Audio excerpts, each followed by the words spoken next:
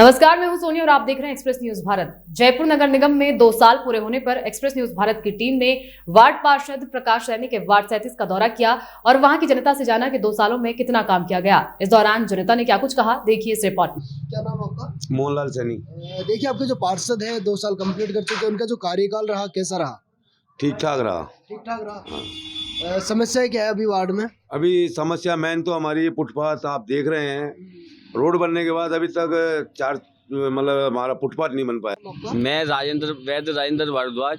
कैसा कार्यकाल रहा आपके जो पार्षद है उनका, रवि प्रकाश सैनी जी का? वार्ड नंबर 37 में कार्यकाल उनका बहुत अच्छा रहा है।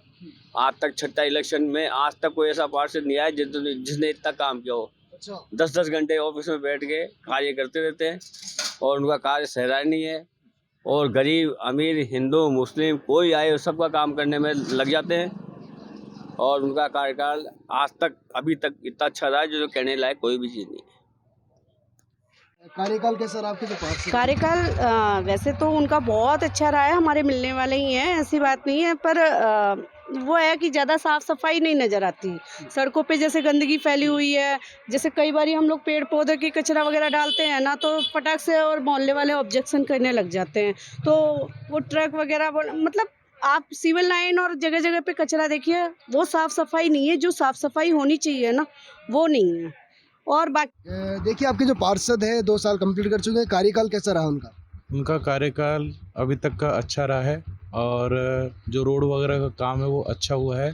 बस थोड़ा सा फुटपाथ वगैरह का थोड़ा सा वो देखे, बाकी सभी मामलों में हम संतुष्ट हैं और रोड लाइट वगैरह सब है, सही है और निरंतर वगैरह वो इधर आते रहते हैं और उनसे मुलाकात भी होती रहती है। जब भी हम मिलते हैं कोई अपनी समस्या हम बताते हैं तो उसका वो निवारण करते हैं और मिलने का जैसे हम उनके ऑफिस में जाते हैं तो कभी इस तरह से नहीं है कि हमें कभी मना किया है। हम संतुष्ट हैं पार्षद जी से और उम्मीद करते हैं उनको इस बार विधायक का टिकट भी मिले तो हम उनको ज़रूर से वोट देंगे।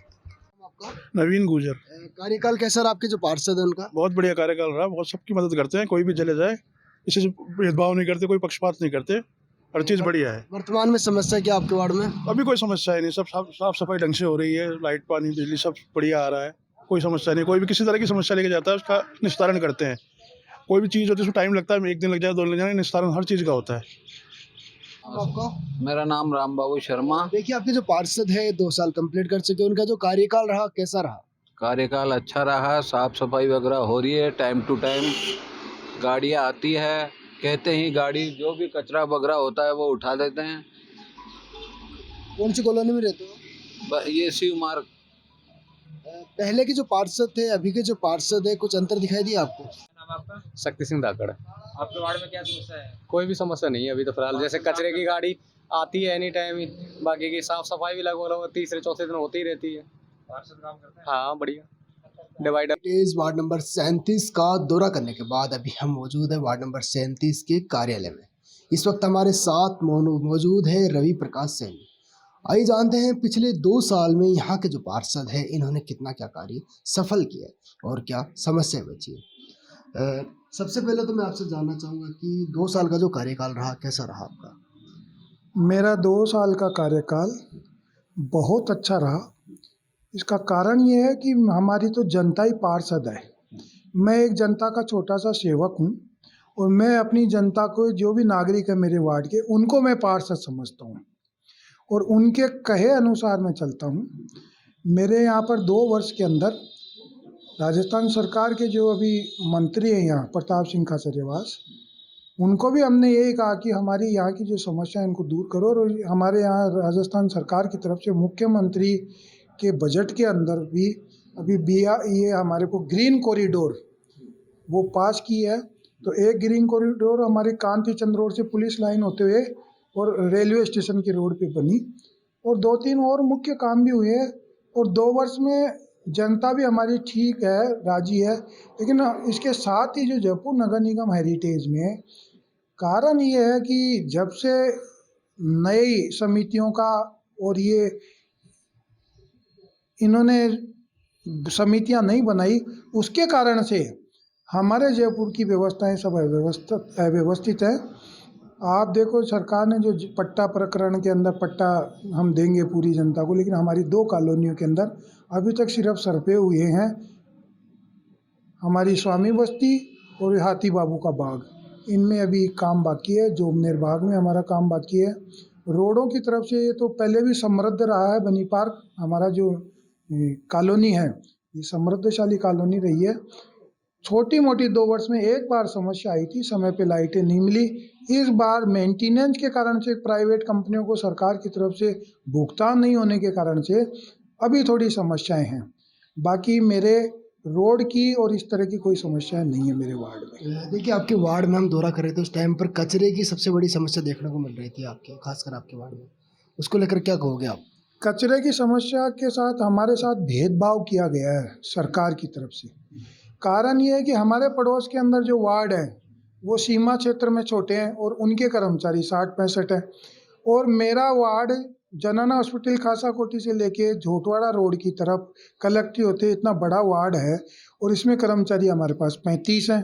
कर्मचारी कम कर रखे हैं, इसके कारण से हमारी व्यवस्थाएं सब अव्यवस्थित है। तो हम तो ये चाहते हैं सामान्यीकरण में, हमने महापौर जी को भी कहा, सीओ साहब को भी कहा कि सामान्यीकरण करें तो क्षेत्र देख कर के कर्मचारी दें, तो ये समस्या दूर हो जाएगी।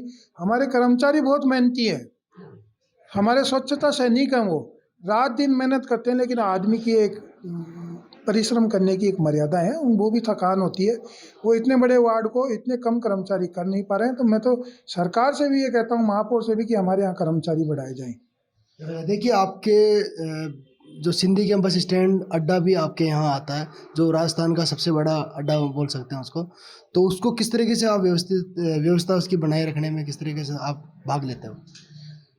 वसुंधरा राजे जी की जब सरकार थी और उन्होंने घोषणा करी अंतर्राष्ट्रीय बस स्टैंड बनाने के लिए, अशोक गहलोत साहब जो मुख्यमंत्री रहे, इन्होंने भी ये घोषणा की कि हम भी इसके अंदर आपको अंतर्राष्ट्रीय बस अड्डा बनाएंगे।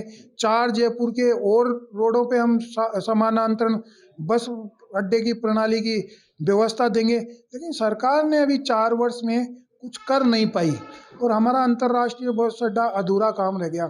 साथ में हमारे यहाँ पर इतने अवैध वाहन जो वीडियो कोच लाइन वाले हैं, और उन्होंने इतना अतिक्रमण कर रखा है। मैं कई बार ट्रैफिक एसपी साहब से मिला, यहाँ थानों के अंदर भी मिला, लेकिन पूरा बस स्टैंड रेलवे स्टेशन की तरफ अवैध रूप से पार्किंग रखते हैं, जिससे हमारे यहाँ बहुत समस्या। जनता पीड़ित है, कॉलोनी की के लोग स्कूटर साइकिल से नहीं निकल पाते।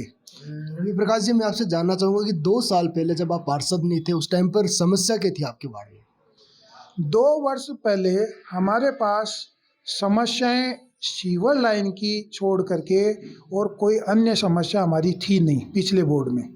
लेकिन सीवर लाइन की समस्या बहुत पुरानी है, और मेरे इस वार्ड के अंदर आप सैटेलाइट से भी देखेंगे तो ये समृद्धशाली वार्ड मिलेगा आपको ऊपर से देखने पे भी। इसमें सिर्फ स्वामी बस्ती और हाथी बाबू का बाग और हाथी बाबू के हत्ते में जो पुरानी लाइन है, क्योंकि यहाँ पर लोगों की जनसंख्या बढ़ गई और सीवर लाइन है 20-25 साल पुरानी। तो मैं ये चाहता हूँ, मैंने सरकार से भी मांग की, और सरकार ने जो नगरीय बजट के अंदर घोषणा की थी मुख्यमंत्री जी ने, उसमें भी इन्होंने कहा था कि हम 150 करोड़ रुपया सीवर लाइन के लिए देंगे। लेकिन हमारे साथ भेदभाव हुआ। हमारे जो यहाँ के विधायक हैं, मंत्री हैं, प्रताप सिंह जी खाचरियावास, उन्होंने भी घोषणा करके अभी तक उसको फलीभूत नहीं किया, इसलिए हमारी जनता उससे पीड़ित है। और सीवर की सबसे बड़ी समस्या हमारे यहाँ 3 गलियों में है। देखिए, आपका जो कार्यकाल है, 3 साल और बचे हैं आपके कार्यकाल को लेकर, क्या फ्यूचर प्लानिंग है एक आदर्श वार्ड बनाने को लेकर? मैं प्रतिबद्ध हूँ मेरी क्षेत्र की जनता के प्रति। मैं चुनाव से पहले भी प्रतिबद्ध था। कोरोना के काल में मैंने खूब सामाजिक रूप से खूब सेवा की, तन मन धन से मैं तैयार रहा जनता के बीच सेवक की तरह। और मेरा ये लक्ष्य भी है कि मेरा जब कार्यकाल पूरा होगा तो मेरी एक बस्ती, क्योंकि और कॉलोनी हमारी बहुत समृद्धशाली है, 2-2 हज़ार गज के प्लॉट हैं, लेकिन मेरी एक जो कॉलोनी है स्वामी बस्ती, इसको मैं आदर्श बस्ती बनाना चाहता हूं। क्योंकि हमारे यहाँ हर वर्ग के लोग रहते हैं, अल्पसंख्यक लोग भी हैं, बहुजन हिंदुत्व समाज के भी लोग हैं। तो मैं ये चाहता हूँ ये इस कॉलोनी का विकास हो जाए और समृद्धशाली आदर्श स्वामी बस्ती बने, और मैं पूरा बजट भी इसमें खर्च करना चाहता हूँ। राजनीति में आने का क्या कारण रहा आपका? मैं ग्रामीण परिवेश से हूँ, एक किसान का बेटा हूँ, बाद में मेरे मन में ये लगी कि मुझे समाज की सेवा करना चाहिए और भारतीय जनता पार्टी ने उपयुक्त समझा, मुझ जैसे एक सेवक को टिकट दी और जनता ने अपार समर्थन देते हुए और मुझे जिताया। तो मैं उनका इस जनता का ऋणी भी हूँ और मैं जब तक रहूँगा मेरे जीवन में मैं इस जनता का सम्मान को, आत्मसम्मान को बरकरार बनाए रखने के लिए यथासंभव पूरे जीवन भर समर्पित रहूँगा। बीजेपी पार्टी को किस तरह से देखते हैं और बीजेपी पार्टी ही क्यों ज्वाइन की आपने राजनीति में आने के बाद? मैं पारिवारिक दृष्टि से हम शुरू से जनसंघ की तरफ रहे हैं और मैं भारतीय जनता पार्टी में इसलिए समर्पित हूँ कि राष्ट्रवादी पार्टी है। इनका चिंतन पूरे विश्व में अब जो है हर वर्ग को साथ लेकर के चलना है। समाज का कमज़ोर से कमज़ोर व्यक्ति को भी भारत के प्रधानमंत्री ये सोचते हैं कि उसका भी विकास हो। ये सोच करके मैं हमेशा पार्टी के लिए समर्पित रहता हूँ और आने वाला समय केंद्र में नहीं राज्य में भी भारतीय जनता पार्टी की सरकार 2023 में 150 सीटों से ज़्यादा विधायक आएंगे और हम विधानसभा के अंदर हमारा मुख्यमंत्री होगा। देखिए, आप जन आक्रोश यात्रा में काफ़ी एक्टिव नज़र आए थे, उसको लेकर क्या कहोगे आप? जन आक्रोश यात्रा के अंदर हमने देखा जनता त्रस्त है, सरकार मस्त है और जनता के अंदर आक्रोश है वर्तमान गहलोत सरकार का। तो हमें इसका पूरा लाभ मिलेगा और हम इस बार इस क्षेत्र से विधायक भी भारतीय जनता पार्टी का जीतेगा और लगभग अगली बार जब होगा, क्योंकि सरकार आते ही बोर्ड भी भारतीय जनता पार्टी का जयपुर नगर निगम हेरिटेज में बनेगा।